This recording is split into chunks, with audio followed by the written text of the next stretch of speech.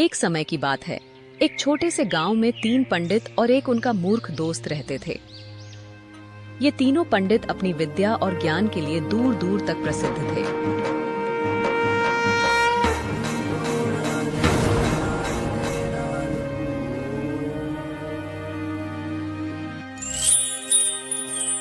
एक पंडित किसी भी जानवर और मनुष्य की हड्डियों को जोड़ सकता था। दूसरा पंडित उसमें रक्त और मांस लगा सकता था और तीसरा पंडित किसी भी मुर्दा शव को जीवित कर सकता था।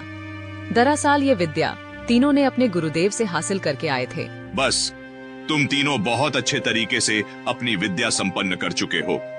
तुम तीनों ने अस्थि विद्या, रक्त मांस विद्या तथा जीवदान विद्या में निपुणता हासिल कर चुके हो। तो अब तुम सब अपने घर जाओ और देश विदेश भ्रमण करके अपनी अपनी विद्या का सही उपयोग करो। उसके बाद तीनों ने गुरुदेव का आशीर्वाद लिया और अपने घर चल पड़े। वो अपनी बुद्धि पर गर्व करते थे और समझते थे कि दुनिया में उनसे समझदार और कोई नहीं है। दूसरी तरफ उनका मूर्ख दोस्त सिर्फ अपनी भावनाओं और दिल से काम करता था, लेकिन वो अपने सच्चे मन के लिए जाना जाता था। एक दिन तीनों पंडितों ने फैसला किया कि अब समय आ गया है अपनी विद्या का प्रदर्शन करने का। उनमें से पहले पंडित ने अपने मूर्ख दोस्त से कहा, हम चाहते हैं कि तुम हमारे साथ एक यात्रा पर चलो।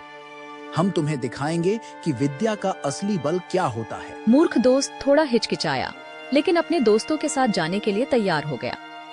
उसने सोचा, भले ही मैं विद्या में इतना समर्थ नहीं हूँ, पर मैं अपने दोस्तों के साथ रहूंगा और उनका साथ दूंगा। यह सोचकर वो यात्रा पर निकल पड़े।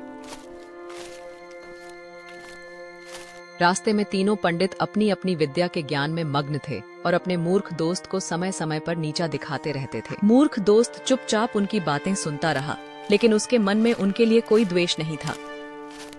कुछ दूर चलने के बाद उन्हें एक जंगली इलाके में एक शेर का कंकाल पड़ा हुआ मिला।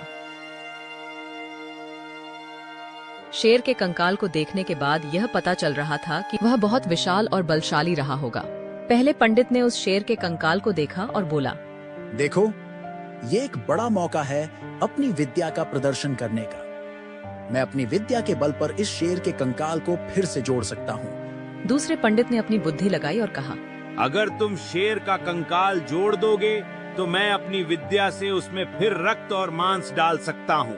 तीसरे पंडित ने ज्ञान का प्रदर्शन करते हुए कहा, और मैं अपनी विद्या से इस शेर को फिर से जीवित कर दूंगा। मूर्ख दोस्त यह सब सुन रहा था। उसने अपने दोस्तों से कहा, दोस्तों, यह मरा हुआ शेर है। हम यह सब करने का सोच रहे हैं, यह बहुत खतरनाक हो सकता है।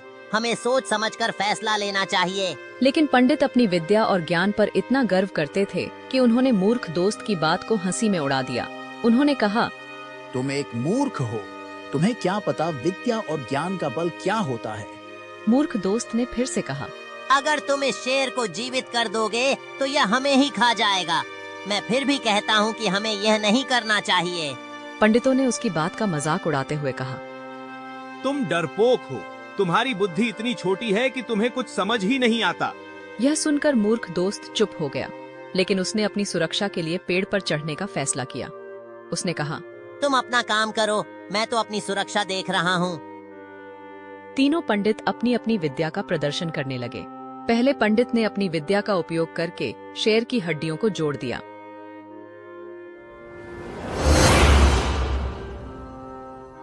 दूसरे पंडित ने अपनी विद्या का उपयोग किया और उस कंकाल में रक्त और मांस डाल दिया।